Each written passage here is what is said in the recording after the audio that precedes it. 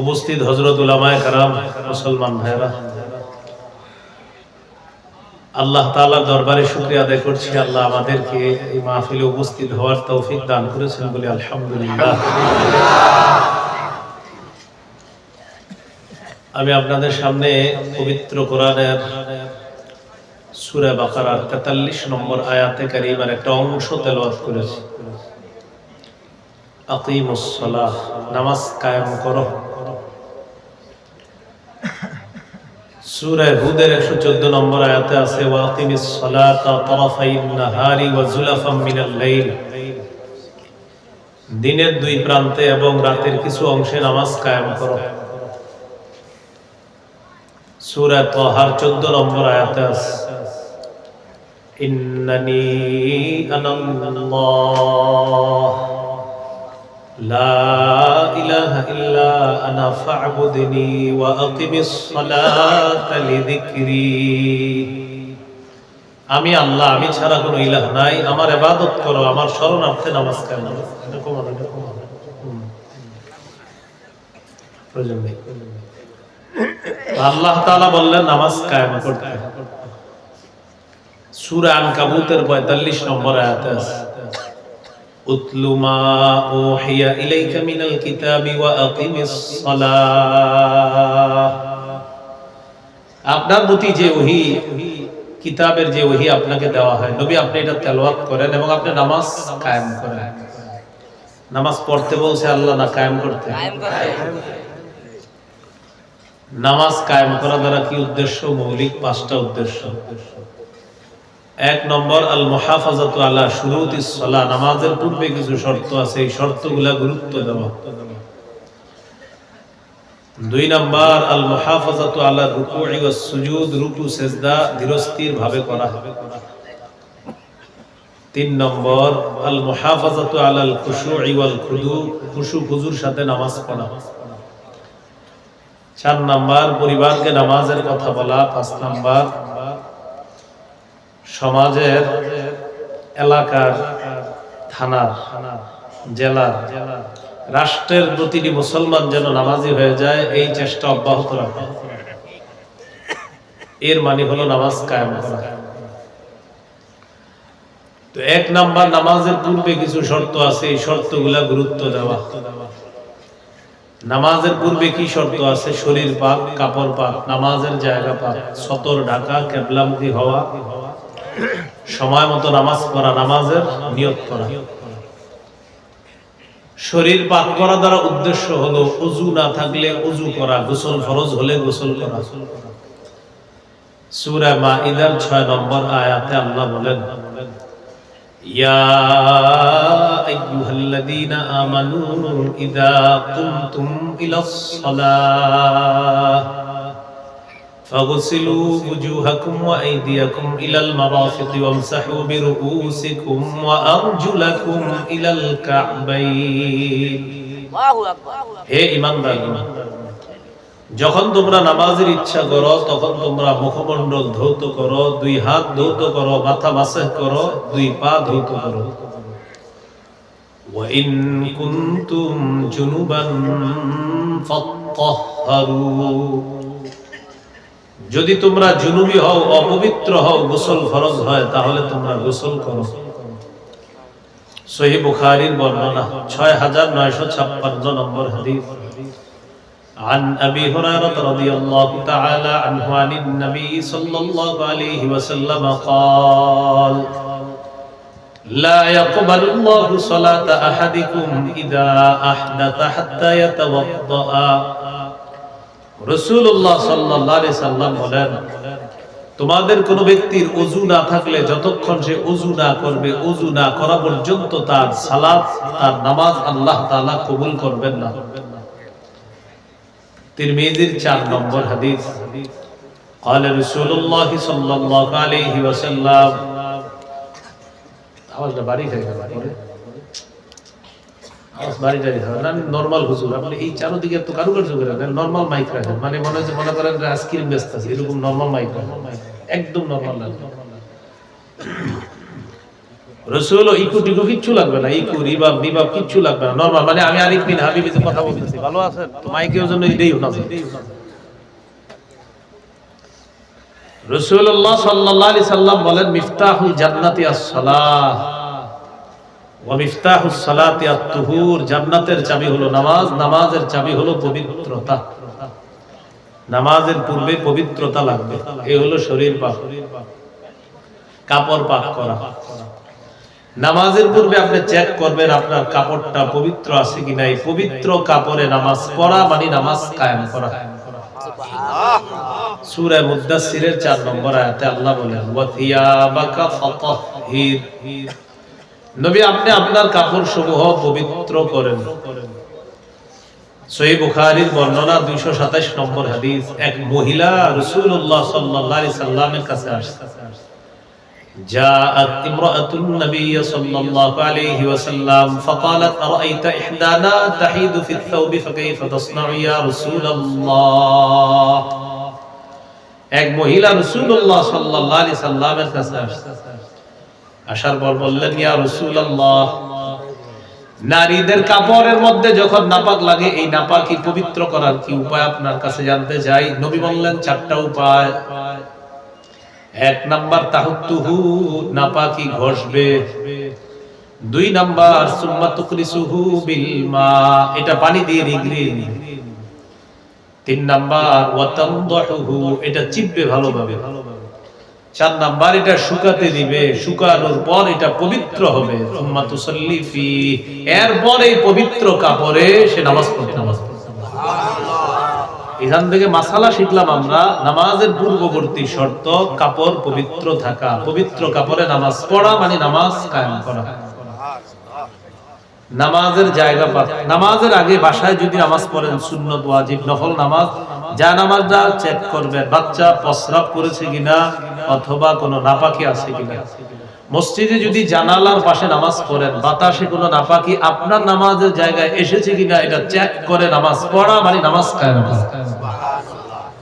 সহিহ বুখারীর 438 নম্বর হাদিস, قال رسول الله صلى الله عليه وسلم أعطيت خمسا لم يعطهن أحد من الأنبياء من قبلي। নবীজি সাল্লাল্লাহু আলাইহি ওয়াসাল্লাম বলেন আমার পূর্বে যত নবী আছে সমস্ত নবীদেরকে দেওয়া হয় নাই এমন 5টা স্পেশাল জিনিস আমি নবীকে দেওয়া হয়েছে। সুবহানাল্লাহ, আমার পূর্বে কোনো নবীকে দেওয়া হয়নি, আমাকে দেওয়া হয়েছে।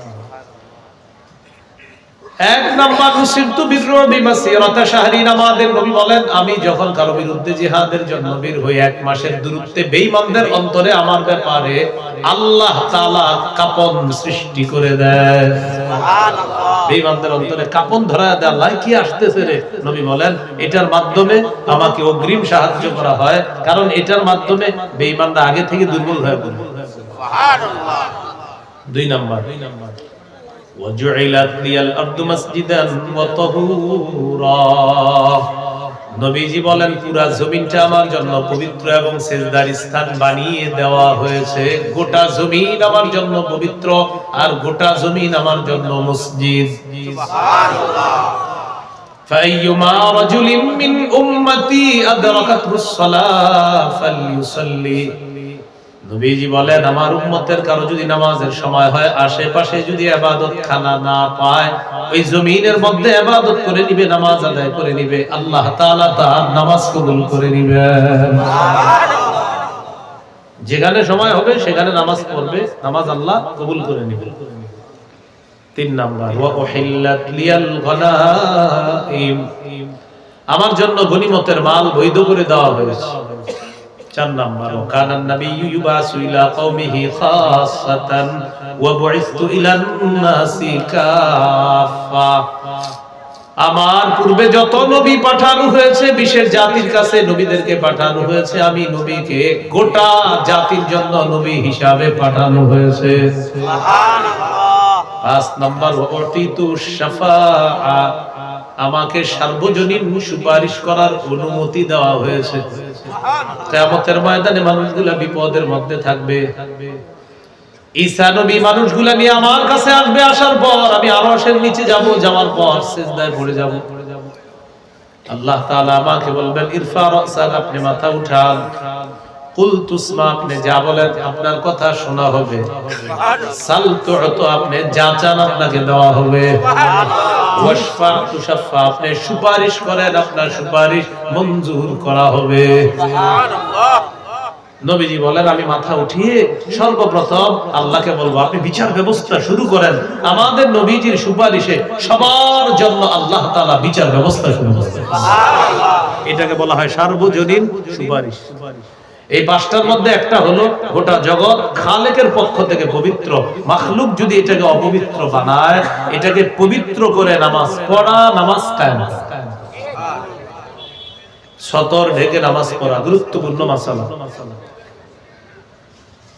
সূরা আরাফের 26 নম্বর আয়াতে আল্লাহ বলেন ইয়া বানি আদম ক্বাদ আনজালনা আলাইকুম লিবাসা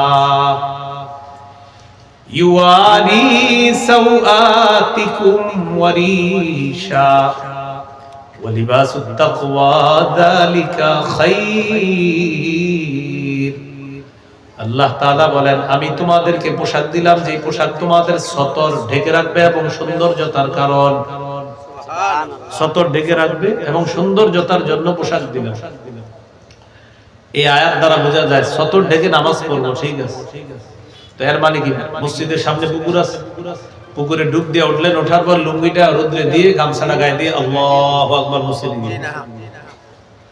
গরমকালে আমাদের অনেকে শর্টকাট এই বিষয়টা করে ফেলে। এখন কথা হলো আমার বয়ান শোনার পর কিন্তু আমার নামাজ ছেড়ে দিয়ে না, বাবা আপনি গামছা গায়ে দিয়ে পড়েন, এটা প্রথম কথা।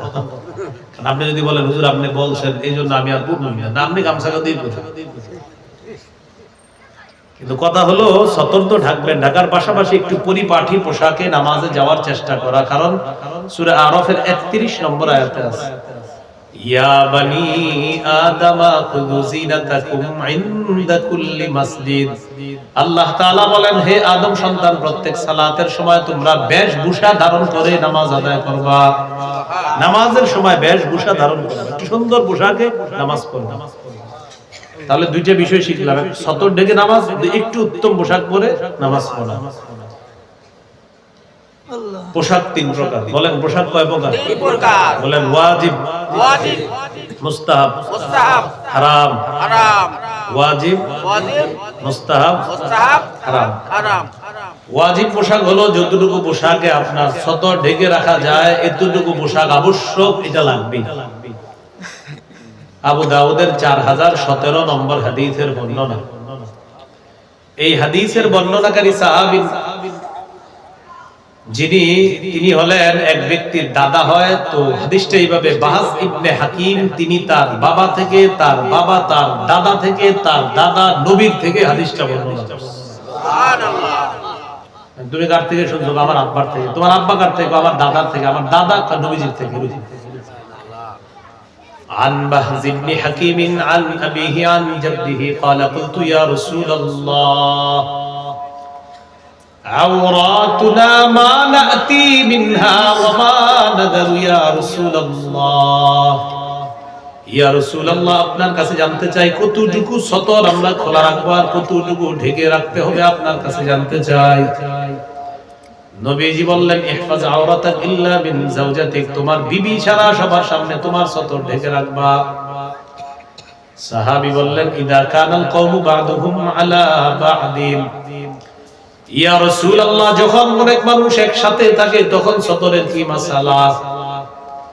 কয়েকজন পুরুষ একসাথে আছে, কয়েকজন নারী একসাথে আছে, তখন সতরের কি মাসালা?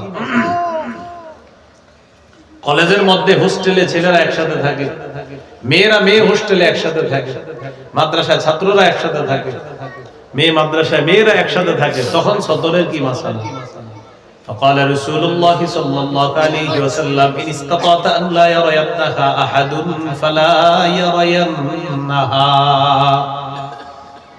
পুরুষ পুরুষ একসাথে যখন থাকবে, নারীরা নারীরা একসাথে যখন থাকবে, কেউ কারো সতরের দিকে তাকাবে না, পুরুষ পুরুষের সতর দেখবে না, নারী নারীর সতরের দিকে দেখবে না।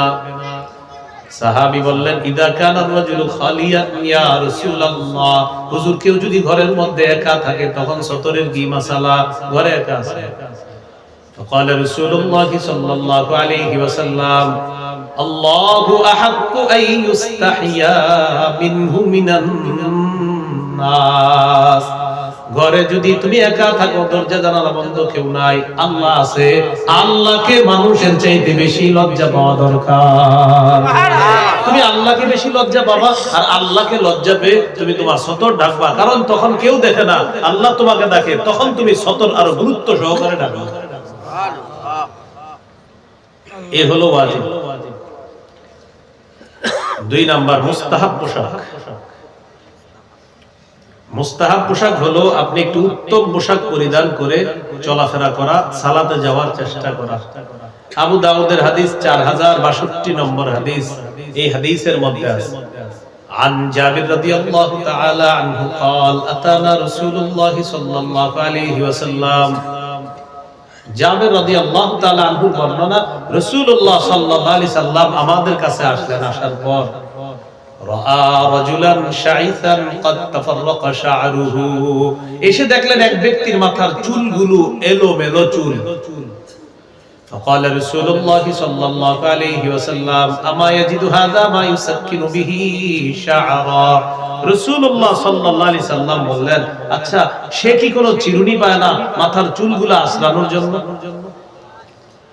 وراى رجلا اخر عليه ثياب وسخا, এক ব্যক্তির গায়ের মধ্যে দেখলেন ময়লা পোশাক। নবীজি বললেন, আমা হাদা ইয়াজিদু মা আন ইয়াগসিলু বিহি সাওবা, সে কি পানি পায় না কাপড়গুলা ধৌত করার জন্য? নবীজি বললেন, সে কি চিরুনি পায় না চুলগুলা আঁচড়ানোর জন্য? পানি পায় না কাপড়গুলা ধৌত করার জন্য? এই হাদিস থেকে বোঝা যায় ইচ্ছা করে 6 মাস গোসল না করে চুল জটলা বানানো, আর কাপড় না ধুইতে ধুইতে কাপড়টা ময়লা করে সালা আর লাল কাপড় গায়ে দিয়ে পীর দাবি করা চূড়ান্ত ভণ্ডামি ছাড়া আর কিছু না। গোসল করে না 6 মাস 7 মাস, ওযু করে না, নামাজ পড়ে না, কিভাবে পড়ে? পড়ে কোথায় এটা বুঝবেন না, প্রকৃতির মাঝে।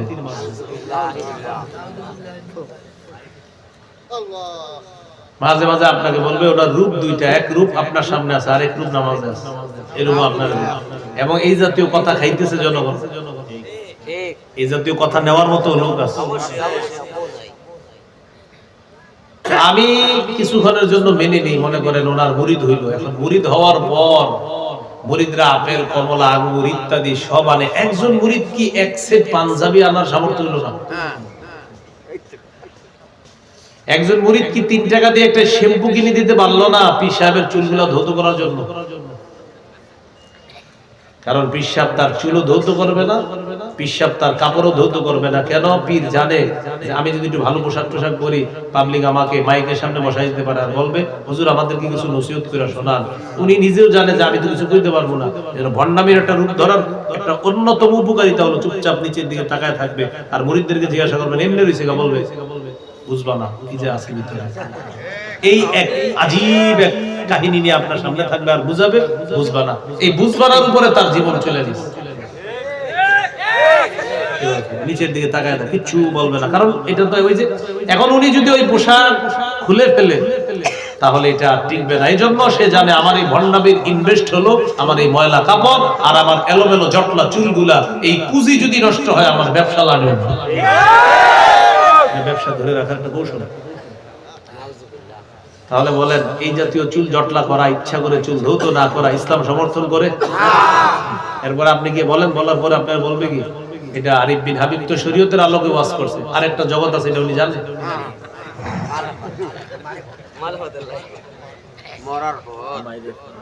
আবু দাউদের 4063 নম্বর হাদিস। এই হাদিসের বর্ণনাকারী আবুল আহওয়াস তার পিতা থেকে বর্ণনা করেন, বলেন আমার সাথে, সামর্থ্য অনুযায়ী উত্তম কাপড় পরিধান করা ইসলাম উৎসাহ প্রদান করে। আপনার যতটুকু সামর্থ্য আছে এই অনুযায়ী একটু ভালো কাপড় পরা, এটা ইসলাম আপনাকে কি করে? উৎসাহ প্রদান করে।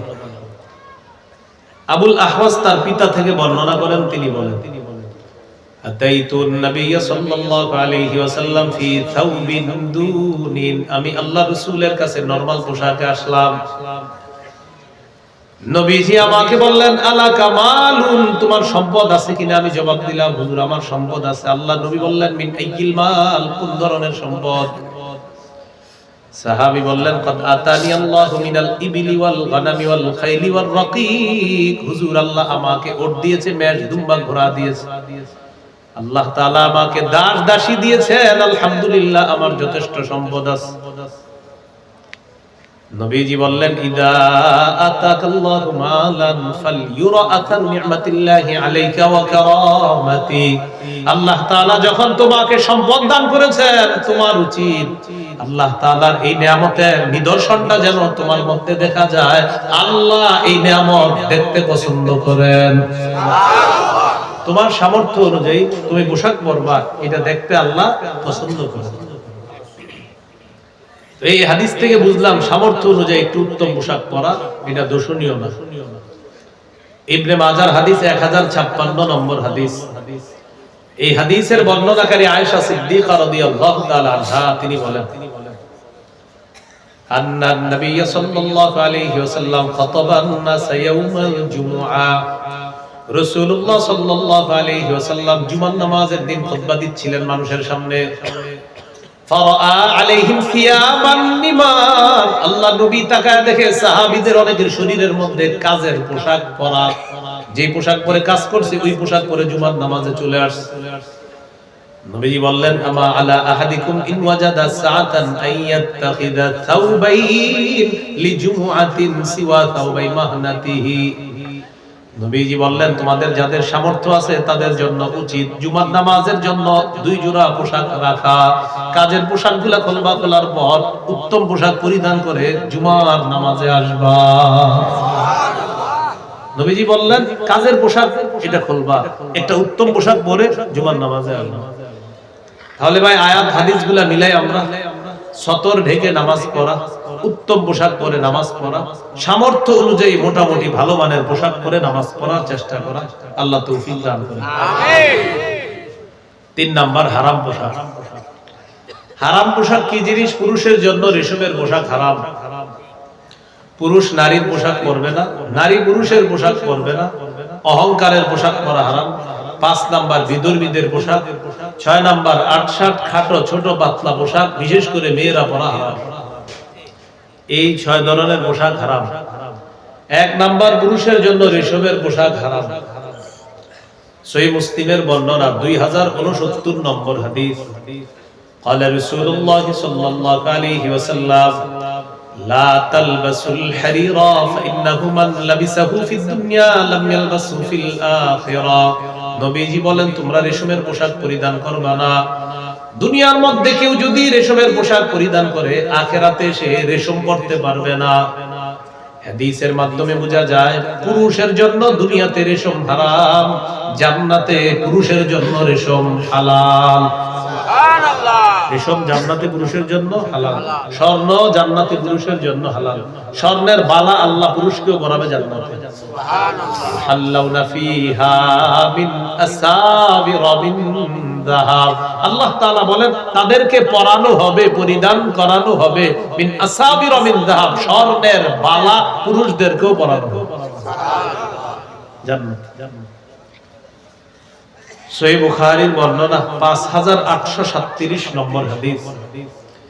এই হাদিসের বর্ণনাকারী হুযায়ফা রাদিয়াল্লাহু তাআলা তিনি বলেন নাহানান নবী সাল্লাল্লাহু আলাইহি ওয়াসাল্লাম আন নাশরাবা ফি আনিয়াতিদ যাহাবি ওয়াল ফিদ্দাতি ওয়া আন নাকুলা ফিহা ওয়া আন লুবসিল হারিরি ওয়াদ দিবাজ ওয়া আন নাজলিসা আলাইহি, নবীজি আমাদেরকে স্বর্ণ রূপার পাত্রে পানাহার করতে নিষেধ করেছেন, মোটা পাতলা রেশম পরতে নিষেধ করেছেন, রেশমের উপর বসতেও আল্লাহ নবী নিষেধ করেছেন। অনেক বাড়িতে বেড়াইতে গেলে সোফার মধ্যে চেক করে বসবে, রেশমের সুতা টুতা আছে কিনা চেক করবে, এটা ঠিক আছে। রেশমের কারুকার্য থাকে সোফার মধ্যে, যদি থাকে ওটাতে আপনি বসবেন না।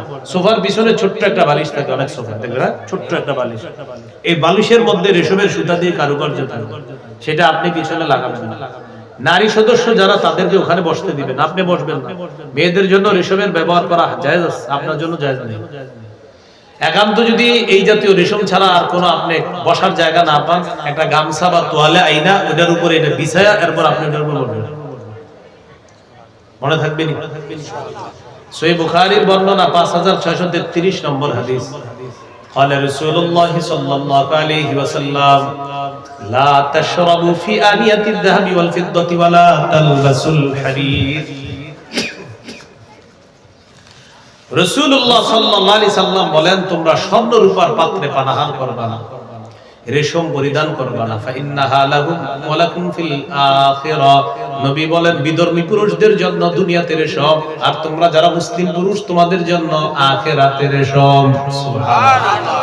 বিধর্মী পুরুষদের জন্য দুনিয়াতে রেশম, তোমাদের জন্য আখিরাতে রেশম।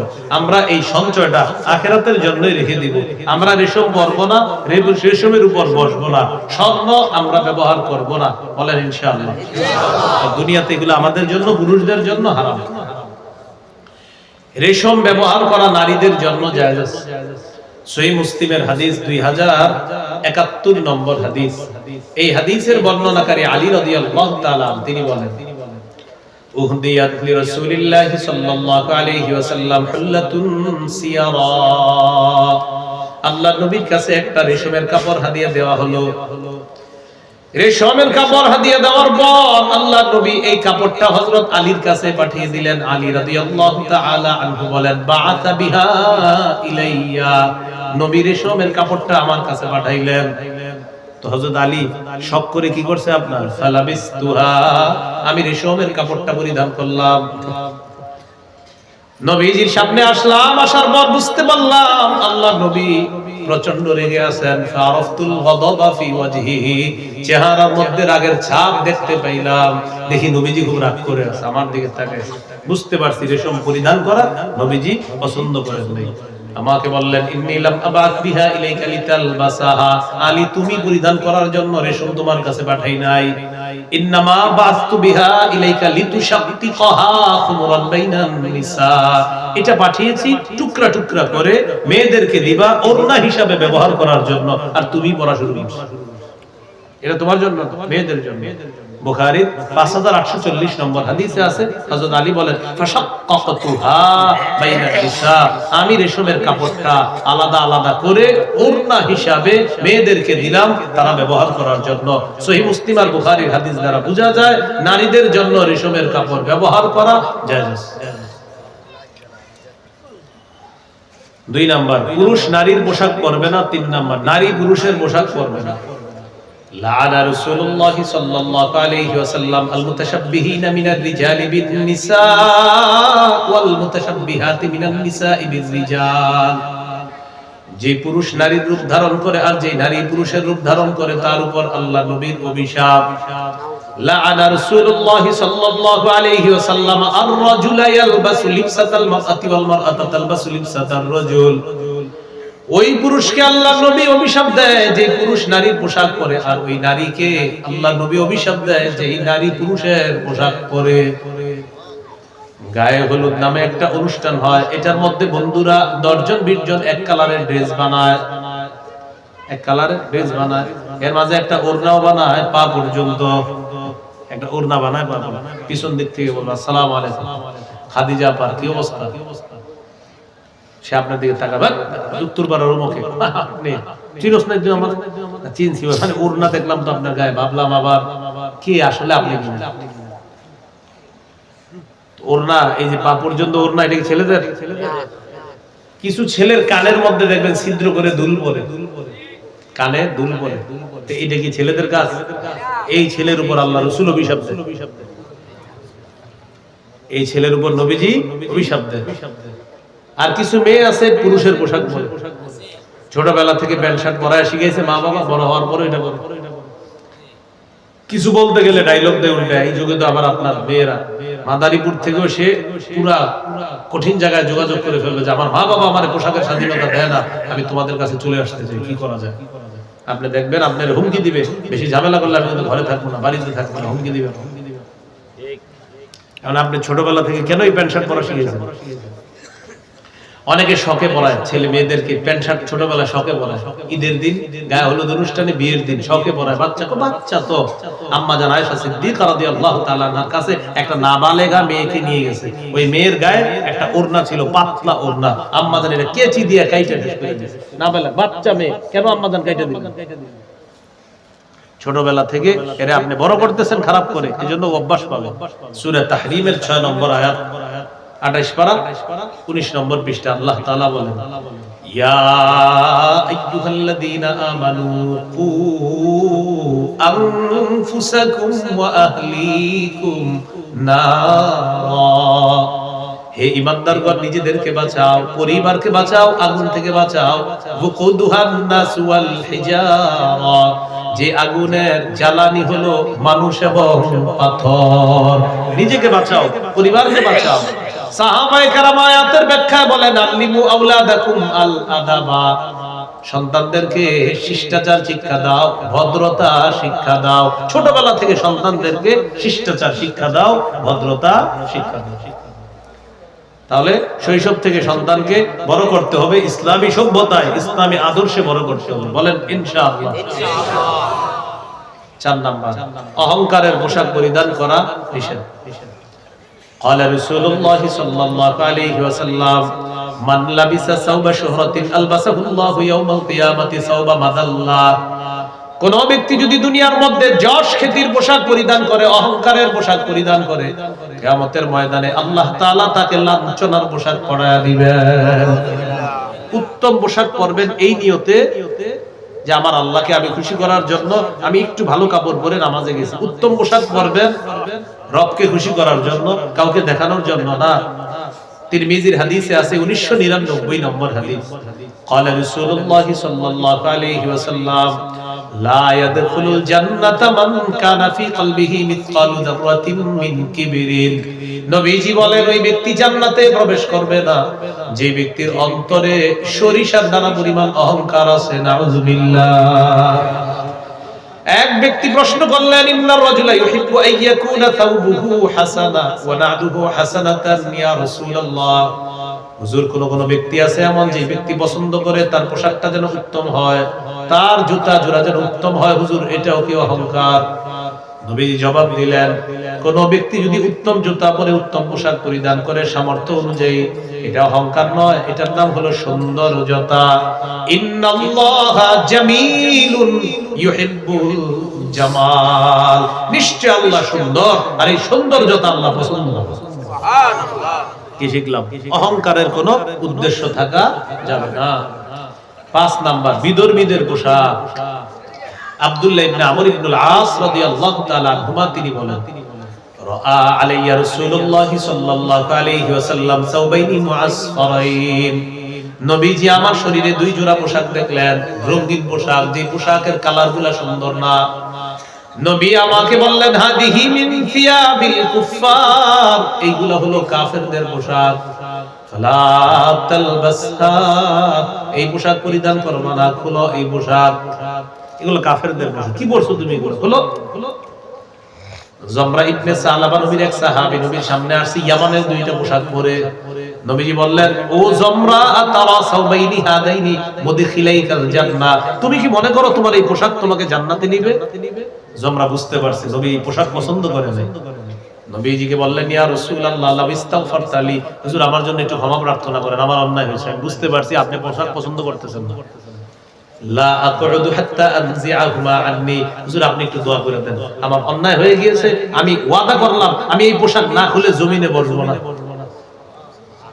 নবীজি বললেন, আল্লাহুম্মা গফিরলি জমরা, আল্লাহ আপনি আমার জমরাকে maaf করে দেন, আল্লাহ আপনি আমার জমরাকে maaf করে দেন। দ্রুত বাসায় গেলেন, পোশাক খুলছেন, খোলার পর এরপর অন্য পোশাক পরে নবীজির সামনে আসছেন।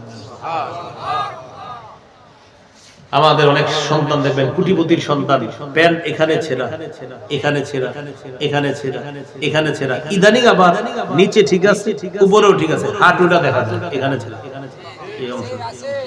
একটু শুনেন, ছেঁড়া প্যান্ট বললে আমরা কি বলতাম আগে? ফকির, বা তাকে একটু দান দিতে হবে, সদকা করতে, এটাই তো।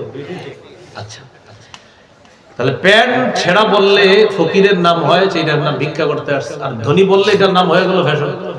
কি হয়ে গেল এটা নাম? চর গোবিন্দপুর যুব সমাজ, আপনারা তো বছরে মাহফিল করেন, এই বছর একটা কাজ করেন।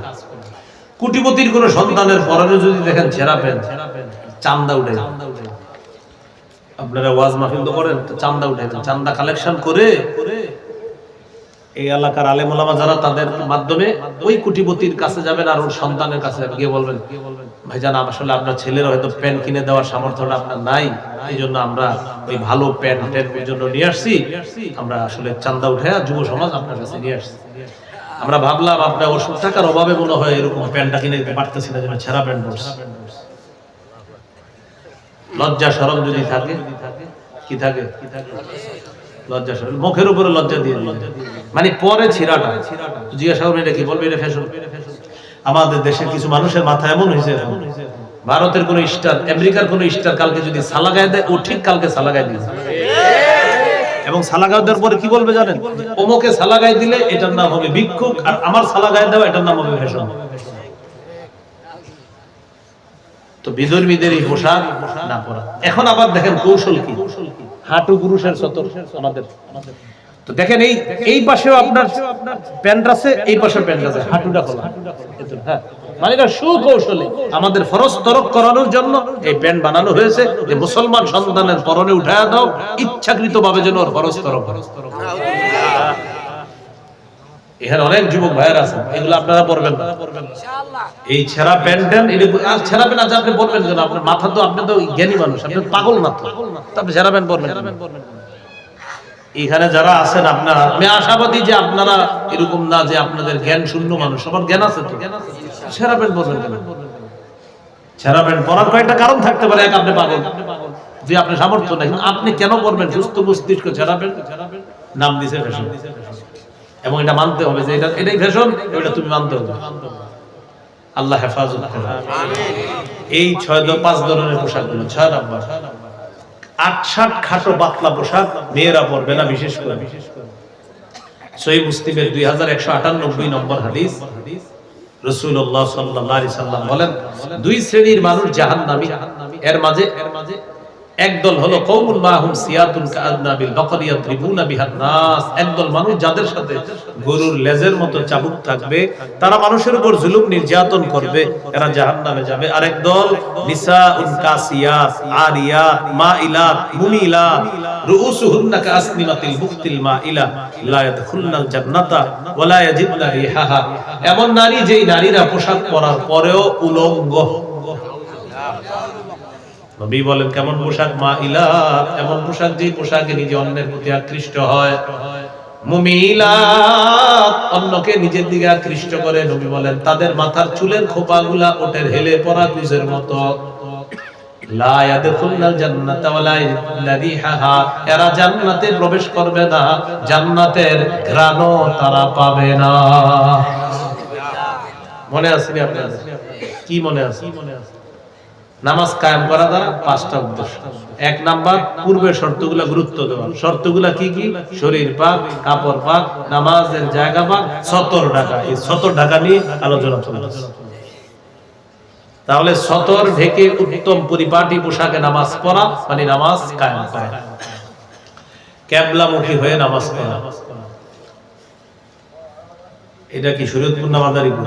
মাদারীপুর। মাদারীপুর থেকে আপনি রওনা করছেন সফর, মুসাফির, চট্টগ্রাম ঘুরতে গেছেন মন্দিরে, সেখানে যাওয়ার পর নামাজে দাঁড়ায় গেছেন, আল্লাহু আকবার পণ্ডিতি করে নামাজে দাঁড়ায় গেছেন, আপনার মনে হয়েছে এটাই কাবা।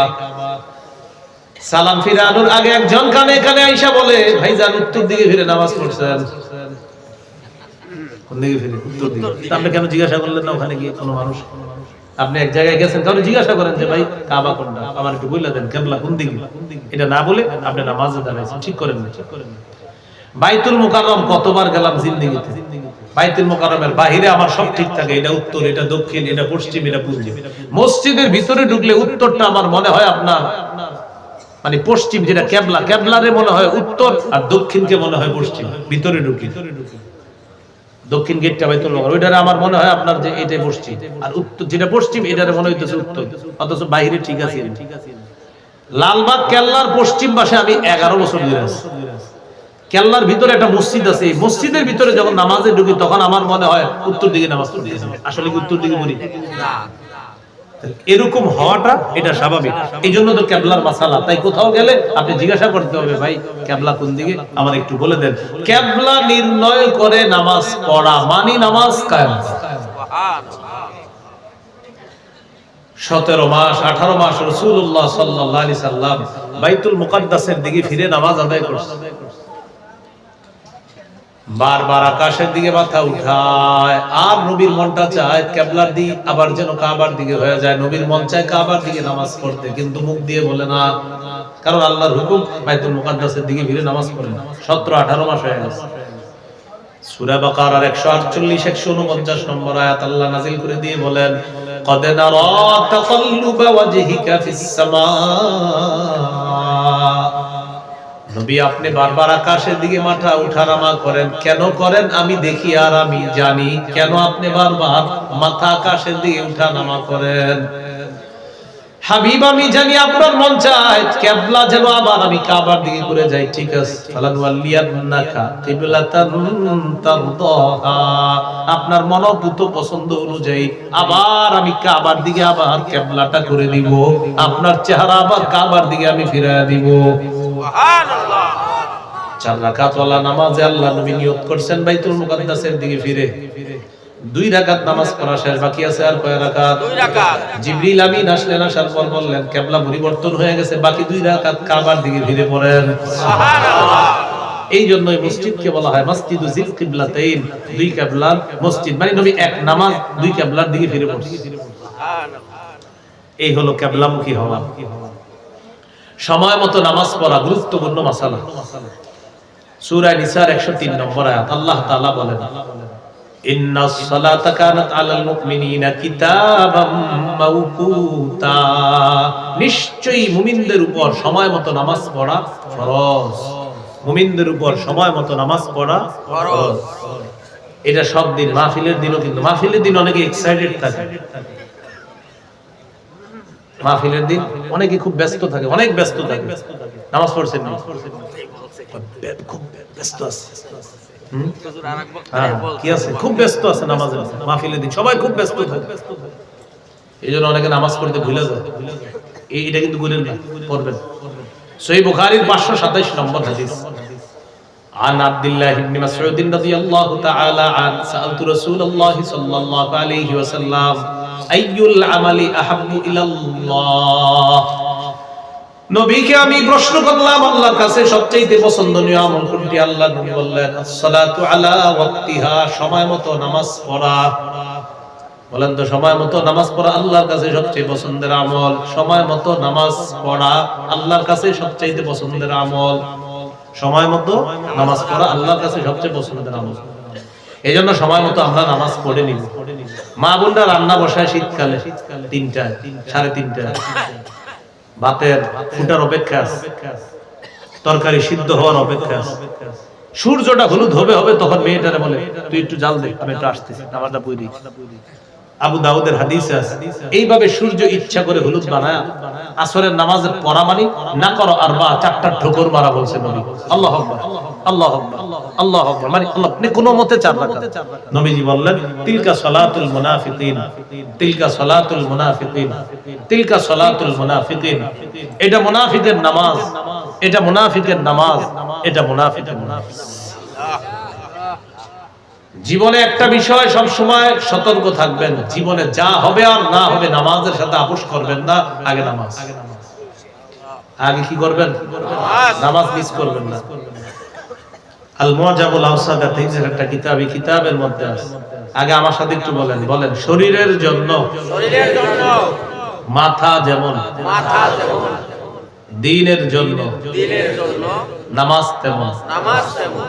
মাথা ছাড়া শরীর যেমন, নামাজ ছাড়া দ্বীন তেমন। قال رسول الله صلى الله عليه وسلم لا ঈমান লিমান লা আমানাতা লা, যার আমানতদারিতা নাই তার ঈমান নাই। ওয়ালা সালাতা লিমান লা তুহুরা লা, যার পবিত্রতা নাই তার নামাজ নাই। ওয়ালা দীনা লিমান লা সালাতা লা, যার নামাজ নাই তার দ্বীনদারিতা নাই। ইন্নামা মাওদিউস সালাতি মিনাদ দ্বীন কামাওদিউর রাসি মিনাল জাসাদ। নবী বলেন শরীরে মাথার অবস্থান যেমন দ্বীনের মধ্যে নামাজের অবস্থান তেমন, শরীরে মাথার অবস্থান যেমন দ্বীনের মধ্যে নামাজের অবস্থান তেমন। অতএব এখন আপনার মাথায় আনতে হবে, মাথা ছাড়া শরীর যেমন, নামাজ ছাড়া দ্বীন তেমন। কেউ যদি নামাজ না পড়ে বলবেন বেটা তোর মাথায় নাই, আপনার মাথায় যে, আপনি বলবেন না মাথা নাই, এই যে মাথা, না মাথা নাই। ভাই আমার মাথা নাই কেন বলতেছ? তুমি নামাজ পড়ো না, তো নামাজের সাথে মাথার কি সম্পর্ক? তখন বলবেন নবী বলছে মাথা ছাড়া শরীর যেমন, নামাজ ছাড়া দ্বীন তেমন। তুমি নামাজ পড়ো না তো, এই জন্য ভাবলাম তোমার মাথা নাতা নাই মনে হয়। আল্লাহ আমাদেরকে নামাজি হওয়ার তৌফিক দান করুন। ইবনে মাজাহ 278 নম্বর হাদিস। قال رسول الله صلى الله عليه وسلم استقيموا, নবী বলেন তোমরা দ্বীনের উপর অটল থাকবা। ফানি'মা আন তাস্তাকিমু, দ্বীনের উপর অটল থাকা কতই না কল্যাণ। এরপর আল্লাহ নবী বলেন ওয়ালামু আন্না মিন আফজালি আমালিকুম আস-সালাহ, মনে রাখবা তোমাদের সবচেয়ে শ্রেষ্ঠ আমল হলো নামাজ। তোমাদের সবচেয়ে শ্রেষ্ঠ আমল হলো নামাজ। বলেন আমাদের সবচেয়ে শ্রেষ্ঠ আমল কি? নামাজ। নামাজ মনে থাকবে তো ইনশাআল্লাহ। এই হলো সময় মতো নামাজ পড়া। বাংলাদেশ এয়ারপোর্টে মাগরিব পড়ছেন সময় মতো, কোন নামাজ? কোন জায়গায়? মাগরিব পড়ার পর উমরা হজের উদ্দেশ্যে রওনা করছেন সৌদি। বাংলাদেশ থেকে সৌদি কোন দিকে? মাগরিব পয়রা প্লেনে উঠা পশ্চিম দিকে প্লেন যায়, দেখেন কি সূর্য এখনো ডুবে না। যতই যাবেন দেখবেন সূর্য ডুবে না। যাই হোক সূর্য ডুবছে অনেকক্ষণ পর, এখন তো আবার মাগরিবের সময় হয়েছে, এখন কি করবেন? মাগরিব বাংলাদেশ এয়ারপোর্টে পড়ছেন, পড়ার পর প্লেনে উঠছেন, প্লেন পশ্চিম দিকে যায়, যত যায় দেখেন সূর্য এখনো ডুবে নাই, অনেকক্ষণ পরে সূর্য ডুবছে, তো করবেনটা কি? হ্যাঁ এই জন্যই ফতুয়া বিভাগে পড়তে হয়। কোন বিভাগে? বলেন আমার সাথে বলেন, একদিনে এক ওয়াক্ত নামাজ একবারই ফরজ। একদিনে এক ওয়াক্ত নামাজ একবারই ফরজ। আজকে মাগরিব যেহেতু পড়ে ফেলছেন আপনি, অতএব আবার মাগরিবের সময় হলে আপনার পড়া লাগবে, বুঝছেন? আজকের মাগরিব তো আপনার আদায় করেই ফেলছেন, তো প্লেনে যখন আবার সময় হবে আপনি আর পড়া লাগবে না। যারা না পড়ছে তারা পড়বে, কিন্তু আপনি যেহেতু পড়ে ফেলছেন আজকের মাগরিব আপনি আদায় করে ফেলছেন। কি মনে থাকবে নি? এই হলো সময় মতো নামাজ পড়া, নামাজের নিয়ত করা, বিশুদ্ধ নিয়তে নামাজ পড়া। সহিহ বুখারীর 1 নম্বর হাদিস, রাসূলুল্লাহ সাল্লাল্লাহু আলাইহি সাল্লাম বলেন ইন্নামাল আমালু বিন্নিয়াত, আমলের প্রতিদান বিশুদ্ধ নিয়তের সাথে। বিশুদ্ধ নিয়তের সাথে আমলের প্রতিদান। নিয়ত বিশুদ্ধ করে নামাজ আদায় করা, এই হলো নামাজের পূর্ববর্তী শর্ত। নামাজ কায়েম করা দ্বারা 2 নাম্বার উদ্দেশ্য হলো রুকু সেজদা দেরি করে করা। বিশেষ করে একা যখন নামাজ পড়বেন, দাঁড়াবেন লম্বা সময়, রুকু করবেন লম্বা সময়, সেজদা করবেন লম্বা সময়। ইবনে মাজার হাদিসে আছে, আবু দাউদের 1449 নম্বর হাদিসে আছে, রাসূলুল্লাহ সাল্লাল্লাহু আলাইহি সাল্লামকে প্রশ্ন করলেন আল্লাহর কাছে সবচেয়ে পছন্দনীয় মর্যাদাপূর্ণ আমল কোনটি? فقال رسول الله صلى الله عليه وسلم طول القيام, লম্বা সময় নামাজে দাঁড়িয়ে থাকা। সুবহানাল্লাহ। এই জন্য যখন নফল নামাজ পড়বেন, সুন্নত পড়বেন, তখন নামাজের নাগানটা যেন আপনার লম্বা হয়, দাঁড়িয়ে থাকবেন লম্বা সময়, ইয়াসিন পড়বেন, আর রহমান পড়বেন, মুলক পড়বেন, বড় বড় সূরাগুলো পড়বেন, ওয়াদুহা পড়লে এটা পড়বেন, ওয়াশ-শামসি ওয়াদুহাহা পড়লে পারবেন, আম্মা ইয়াতাসাআলুন যদি পারেন এই সূরাটা পড়েন। 30 নম্বর পারা মোটামুটি বড় বড় সূরাগুলো মুখস্থ করে নেন, নামাজের মধ্যে আপনি পড়বেন। তাহলে লম্বা সময় দাঁড়িয়ে থাকা, রুকু সিজদা একটু লম্বা করে করা। সহিহ বুখারীর 457 নম্বর হাদিস। নবীজি মসজিদে বসা, এক ব্যক্তি আসছে, আয়েশা নামাজ পড়ছে, নামাজ পড়ে নবীজির সালাম দিছে। নবীজি বললেন ইরজি ফাসাল্লি ফা ইন্নাকা লাম তুসাল্লি, যাও আবার নামাজ পড়ো, তুমি নামাজ পড়ো নাই। আবার তিনি নামাজ পড়লেন, পড়ার পর আল্লাহর নবীকে এসে আবার সালাম দিলেন, সালাম দেওয়ার পর বললেন তুমি আবার যাও নামাজ পড়ো, কেননা তুমি নামাজ পড়ো নাই। আবার তিনি গেলেন নামাজ পড়লেন, আবার আল্লাহ নবীকে সালাম দিলেন। সালাম দেওয়ার পর নবীজি বললেন, তুমি আবার যাও নামাজ পড়ো। তুমি নামাজ পড়ো নাই, তিনবার হয়ে গেছে। সাহাবী বললেন, আল্লাযী বাসাকা বিল হাক্কি মা উহসিনু গায়রা আল্লিমনি ইয়া রাসূলুল্লাহ। ইয়া রাসূলুল্লাহ, আল্লাহর কসম আমি এর চাইতে সুন্দর নামাজ পড়তে জানি না, মেহেরবানি করে আমাকে আপনি শিখিয়ে দেন। নবীজি এক রাকাত নামাজ তাকে শিখিয়ে দিলেন। আসই দিন ইযা কুনতা ইলাস সালাত, যখন তুমি নামাজ পড়বা ফাকাব্বির, আল্লাহু আকবার বলে হাত বাঁধবা। আল্লাহু আকবার বলে তুমি হাত বাঁধবা। এরপর সানা পড়বা, ফাতিহা পড়বা, সুম্মা ক্রাতা মা ইয়াতাসাররা মাকা মিনাল কুরআন, কোরআনের যেই জায়গা সহজ ওই জায়গা থেকে পড়বা। পড়ার পর সুম্মা রুকু করবা, হাত্তা তাতমাইন্না রাকিআ, ধীরস্থির ভাবে রুকু করবা, তাড়াহুড়া করবা না। সুম্মা রাফা'সাকা মিনার রুকু, এরপর রুকু থেকে মাথা উঠাবা, হাত্তা তা'তাদিলা কাইমা, সোজা হয়ে দাঁড়াবা। এই যে সোজা, অনেকে সামি আল্লাহু লিমান হামিদা বলার পর হবে এমন হয়ে আছে, এমন এই যেভাবে আছে, মানে এই যে সামি আল্লাহু লিমান হামিদা হবে এমন হয়ে আছে, এমন। আল্লাহু আকবার। নবীজি বলেন সোজা হয়ে দাঁড়াবা, সুম্মা সুজুদের পর সিজদা করবা, হাত্তা তাতমাইন্না সাজিদা, দেখেন যে হলো সিজদা। আল্লাহু আকবার, ধীরস্থির ভাবে সিজদা করবেন। এরপর দুই সিজদার মাঝখানে সোজা হয়ে বসা, এটা মানুষ পুরা সোজা হয়ে বসে। আল্লাহু আকবার, আরেক সিজদা। অনেকে দেখেন আল্লাহু আকবার এক সিজদা, আল্লাহু আকবার আরেক সিজদা, আল্লাহু আকবার আরেক সিজদা। বসতে হবে মাঝখানে সোজা হয়ে। এরপর দ্বিতীয় সিজদা করবা সুন্দরভাবে, ধীরস্থির ভাবে। নবীজি বলেন এই হলো তোমার এক রাকাত নামাজ। আল্লাহ নবী বললেন, ইফআল যালিকা ফি সালাতিকা কুল্লিহা, সারা জীবন যত নামাজ পড়বা এইভাবে নামাজ পড়বা, তাহলে এটা নামাজ হয়ে আল্লাহর কাছে চলে যাবে। সুবহানাল্লাহ, এটা হবে নামাজ। রুকু সিজদায় কেন দেরি করবেন? আব্দুল্লাহ ইবনে ওমর রাদিয়াল্লাহু তাআলা আনহুমার বর্ণনা, তিনি বলেন,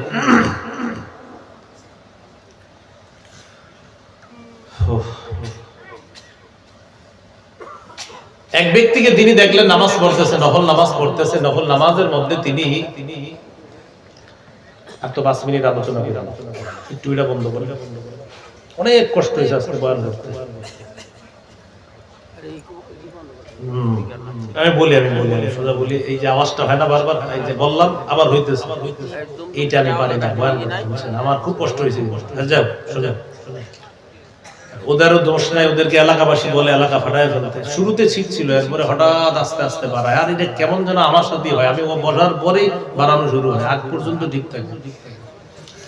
কারণ আমি ভিডিওতে অনেকগুলো ভিডিও আছে, দেখবেন যে মাইক ম্যানদেরকে বলতে আপনি আওয়াজ কমান, খালি কমান না, খালি বাড়াবে।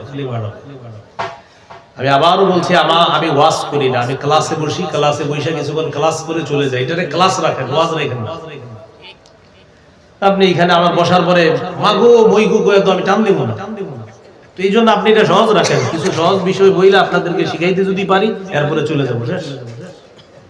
এতক্ষণ পর্যন্ত কিছু শিখছেন বলে মনে হয় না? এই বাস এরকম সুন্দর নিয়ম রাখেন। এই জন্য এই যে চারদিকে দেন, এটা একটা ফ্যান চলতেছে, এই দুইটা জিনিস খুব ডিস্টার্ব করছে আমার। আব্দুল্লাহ ইবনে ওমর রাদিয়াল্লাহু তাআলা আনহুমার বর্ণনা, তিনি বলেন এক যুবককে দেখছেন তিনি নফল নামাজ পড়তেছে। তো নামাজের মধ্যে লম্বা সময় দাঁড়িয়ে আছে, রুকু সিজদা লম্বা সময় করে। আব্দুল্লাহ ইবনে ওমর রাদিয়াল্লাহু তাআলা আনহুমা বললেন, আমি যদি এই যুবকটাকে চিনতাম, আমি তাকে বলতাম সে যেন লম্বা সময় রুকু করে সিজদা করে। কেন? আমি নবীকে বলতে শুনেছি, কোন বান্দা যখন নামাজে দাঁড়ায়, কুতিয়া বিজুনুবিহি কুল্লিহা ফাউদিআ, ওই যে এতক্ষণ বলতেছে আলা আতিকাই, তখন তার গুনাহগুলা তার কাঁধের মধ্যে রেখে দেওয়া হয়। তার গুনাহগুলা তার কাঁধের। আমি শ্রোতা ছিলাম যখন আমার জিন্দেগিতে, এই আওয়াজ করলে আমি মাহফিলে যাইতাম না। আমি যখন দেখতাম যে এরকম মাইকে আওয়াজ চারদিক থেকে, আমি বলে হ্যালো, বলে হ্যালো হ্যালো হ্যালো, আরে এরকম ধরনের। আমি তো বলছি একবার, 14 বার হবে কেন?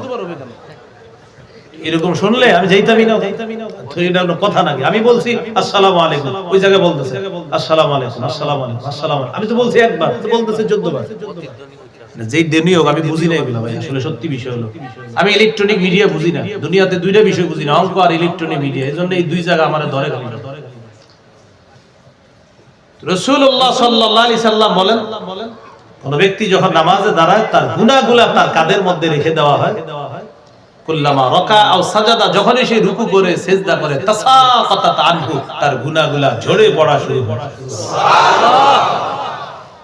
এইজন্য আমার সাথে বলেন, বলেন রুকু সিজদা হবে যতক্ষণ, গুনাহ ঝরবে ততক্ষণ। আজকে থেকে রুকু সিজদায় থাকবো ততক্ষণ, গুনাহ ঝরাতে চাই যতক্ষণ। এখন আপনি আল্লাহু আকবার, সামি আল্লাহু লিমান হামিদা, গুনাহ বলবে কি রে আমি পড়বো কখন, আমার তো পড়ার সুযোগ দিতে হবে। এই জন্য আপনি রুকুতে থাকবেন, সুবহানা রাব্বিয়াল আযীম, সুবহানা রাব্বিয়াল আযীম, সুবহানা রাব্বিয়াল আযীম, গুনাহ পড়তেছে, গুনাহ পড়তেছে, গুনাহ পড়তেছে, সুবহানা রাব্বিয়াল আ'লা, সুবহানা রাব্বিয়াল আ'লা, সুবহানা রাব্বিয়াল আ'লা। যতক্ষণ আছেন ততক্ষণ গুনাহ পড়তেছে, যতক্ষণ সিজদা ততক্ষণ গুনাহ ঝরতেছে। তাহলে নামাজ কায়েম করার দ্বারা দ্বিতীয় উদ্দেশ্য রুকু সিজদাগুলো ধীরস্থির ভাবে করা। 3 নাম্বার উদ্দেশ্য খুশু খুজুর সাথে নামাজ পড়া। খুশু কাকে বলে একটু বলেন, বলেন খুশু এর সম্পর্ক কলবের সাথে, খুদু এর সম্পর্ক অঙ্গের সাথে। এটা একটু বুঝিয়ে দেন। আল্লাহু আকবার। আমি নামাজে দাঁড়াই, আমার কপাল, আমার নাক, আমার চোখ, আমার মুখ, আমার 2 ঠোঁট, আমার 2 হাত, আমার 2 হাঁটু, আমার 2 পা আল্লাহর ইবাদত করে, আল্লাহকে রুকু করে, আল্লাহকে সিজদা করে, এটার নাম খুজু। বলে এটার নাম কি? খুজু। বলেন খুজু দেখা যায় অঙ্গের, খুজুর সম্পর্ক অঙ্গের সাথে। নামাজের মধ্যে আছি এখন, আমার কলবের মধ্যে আছে আমি আল্লাহর ইবাদত করতেছি, এটার নাম হলো খুশু। এটার নাম কি? খুশু দেখা যায় না, খুশু দেখে একমাত্র আল্লাহ। এজন্য সূরা বাকারার 45 নম্বর আয়াতে আল্লাহ বলেন, ওয়া ইন্নাহা লাকাবীরাতুন ইল্লা আলাল খাশিঈন। আল্লাহ তাআলা বলেন যারা খুশুওয়ালা নামাজ পড়তে পারবে, এর মানে অঙ্গ প্রত্যঙ্গ আল্লাহর ইবাদত করে, কলব আল্লাহর ইবাদত করে, আল্লাহ বলেন তাদের জন্য আল্লাহ নামাজ সহজ করে দেয়। নামাজ কঠিন, কি বলতেছে দেখেন, নামাজ কঠিন, তবে যারা খুশুওয়ালা ঈমানদার তাদের জন্য নামাজ সহজ। নামাজ সহজ, অন্যের কাছে নামাজ মনে হয় বিরাট, বাবারে নামাজ। আল্লাহ বলেন না, যারা খুশুওয়ালা ঈমানদার তাদের জন্য নামাজ সহজ। আলেম ছাড়া অন্যরা বলবেন খুশুর সম্পর্ক না, খুশুর সম্পর্ক কিসের সাথে? আবার খুশুর সম্পর্ক কিসের সাথে? আর খুজুর সম্পর্ক। তাহলে এবার আপনারা জবাব দিবেন আল্লাহু আকবার। আমি নামাজে আছি, অঙ্গ প্রত্যঙ্গ সুন্দরভাবে রুকু সিজদা করে, এটার নাম কি? খুজু। মাশাআল্লাহ। কলবে আছে, ওই জমিনটা 2 লাখ বলতেছে, 2.5 লাখ বললে দিয়ে দিতাম, কি হলো না? খুশু হলো না। হ্যাঁ, তাহলে খুশু আছে না নাই এটা আল্লাহ জানেন, আর খুজু এটা দেখা যায়। এইজন্য খুব সতর্ক। নামাজে আছি, অঙ্গ প্রত্যঙ্গ আল্লাহর ইবাদত করতেছে, কলব আল্লাহর ইবাদত করতেছে, তাহলে হবে খুশু। আর কলবে যদি ওই দোকানপাটের হিসাব থাকে, খুশু হলো না, খুজু হলো। আর আমরা মনে করতেছি উনি কত বড় আল্লাহর ওলি, কিন্তু কলবে ঝামেলা। এজন্য খুজু লাগবে, খুশু লাগবে। তো খুজু এবং খুশু নিয়ে নামাজ পড়া, নামাজ কায়েম। সুবহানাল্লাহ। 4 নাম্বার, পরিবারকে নামাজের কথা বলা। আপনি ফজরের নামাজ পড়লেন, ইমাম সাহেব জিজ্ঞাসা করলেন আসসালামু আলাইকুম। স্বামী স্ত্রী আপনারা তো ছিলেন, বাসায় ছিলেন, সন্তানগুলা বাসায় ছিল, স্ত্রীকে সন্তানদেরকে ফজরের নামাজ পড়তে বলছেন? তো বলল না, বলি নেই। ইমাম সাহেব তখন ওনাকে বলল, আজকে ফজর আপনি পড়েছেন, কায়েম করেন। আজকে ফজর আপনি পড়েছেন, আদায় করেছেন, কায়েম করেন। আপনি পরিবারের কাউকে নামাজের কথা বলেন নাই, মানে হলো আপনি নামাজ আদায় করেছেন, কায়েম করেননি। আপনার পরিবারের সন্তানরা নামাজ পড়ে না, পড়তে বলেনও না, এর মানে আপনি নামাজ আদায়কারী, কায়েমকারী না। তো মনে রাখবেন, ইব্রাহিম নবী দোয়া করেছে, রব্বি জাআলনি মুকিমাস সালাহ, আল্লাহ আমাকে আপনি নামাজ কায়েমকারী বানান। সুবহানাল্লাহ। তাহলে আমরা নামাজ কায়েম করব। বলেন কি করব? তাহলে দেখি বুঝে থাকলে বলেন, আপনি নামাজ পড়লেন, পরিবারকে বললেন না, তাহলে নামাজ পড়লেন, কায়েম করলেন। সূরা তাহার 132 নম্বর আয়াতে আল্লাহ বলেছেন, 16 পারা শেষ পৃষ্ঠা, ওয়া'মুর আহলাকা বিস-সালাহ, পরিবারকে নামাজের হুকুম করেন, পরিবারকে নামাজের হুকুম করেন। অসতাবির আলাইহা, নিজে এটার উপর অটল থাকেন। নিজে অটল থাকলে এটার নাম হবে নামাজ পড়া, পরিবারকে পড়াইলে হবে নামাজ কায়েম।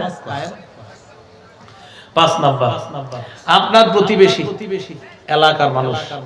এই এলাকার সমস্ত মুসলমান, বাংলাদেশের সব মুসলমান, রাষ্ট্রের সব মুসলমান, পৃথিবীর সব মুসলমান নামাজি হয়ে যায়, এই চেষ্টা অব্যাহত রাখা মানে নামাজ কায়েম করা। আপনার প্রতিবেশীকে আপনি একদিনও নামাজে ডাক দেন নাই, আপনি নামাজ আদায়কারী কায়েমকারী না। ফজরে ডেইলি প্রতিবেশীকে বলবেন আব্দুর রহমান ভাই নামাজে চলেন, 1 2 3 দিন ডাক দেন। ওনার স্ত্রী 3 4 দিন ডাকার পর ওনার স্ত্রী ধাক্কা বলবে এই যান তাড়াতাড়ি মসজিদে যান, শরম করেন, আপনার পাশের ভাই ডেইলি ডাকে, আপনার পাশের ঘরের ভাই আপনার ডেইলি নামাজে ডাকে, আপনি যান না। স্ত্রী ধাক্কায় ঘর থেকে পাঠাবে যান নামাজে যান। আপনি পাশের প্রতিবেশীকে নামাজে ডাক। এশার নামাজ পড়লেন, আপনি ইমাম সাহেব বলল কি ব্যাপার আপনার বন্ধু কোথায়, কয় ক্যারাম বোর্ড খেলে, নামাজ পড়ার কথা বলছেন, কয় না বলি নাই। আপনি এশা পড়েছেন, কায়েম করেন। তাহলে আমরা শুধু পড়বো না কায়েম করব? কায়েম কাকে বলে? আমি পড়বো, সন্তানদেরকে পড়াবো, প্রতিবেশীকে পড়ার কথা বলবো, যাদেরকে আমি চিনি জানি তাদেরকে নামাজ পড়ার কথা বলবো, তাহলে হবে নামাজ কায়েম করা। তাহলে আজকে থেকে আমরা নামাজ কায়েম করব। তাই সূরা বাকারা 43, সূরা হুদের 114, সূরা তাহা 14, সূরা আনকাবুত 45 আয়াতগুলোতে আল্লাহ বললেন নামাজ কায়েম করো, নামাজ কায়েম করো, নামাজ কায়েম করো, নামাজ কায়েম করো। এই হলো নামাজ কায়েম। আল্লাহ তাআলা আমাদেরকে নামাজ কায়েমকারী হওয়ার তৌফিক দান করেন। তাহলে নামাজ কায়েম করব তো ইনশাআল্লাহ। তাহলে নামাজের শর্তগুলো গুরুত্ব দেওয়া, রুকু সিজদা সুন্দরভাবে করা, খুশু খুজুর সাথে নামাজ পড়া, পরিবারকে নামাজের কথা বলা, সবাই যেন নামাজি হয়ে যায়, এই চেষ্টা অব্যাহত রাখা। আল্লাহ তাআলা তৌফিক দান করেন। আওয়াজ এবার ঠিক ছিল? সবাই ভালো করছেন? এবার ঠিক আছে। আপনি নামাজ পড়েন না? 5 ওয়াক্ত পড়েন না? পড়বেন 5 ওয়াক্ত। আল্লাহ তাআলা ব্যবসায় বরকত দিবেন। আপনাদের চেয়ে বেশি বয়ান শুনে কিন্তু মাইক ম্যান, এটা জানেন? হে যদি 5 ওয়াক্ত না পড়ে তাহলে কে পড়বে বলে? পৃথিবীর শ্রেষ্ঠ শ্রোতা হলো মাইক ম্যান। সে যেই পরিমাণ মাহফিলে যায় আপনারা এই পরিমাণ কলাও খান না। এখন সে যদি মানে আপনার বাদাম খান না, কলা খান না, এই পরিমাণ সে যে পরিমাণ মাহফিলে যায়, এই জন্য সে সবার আগে নামাজি হতে। কি বলেন?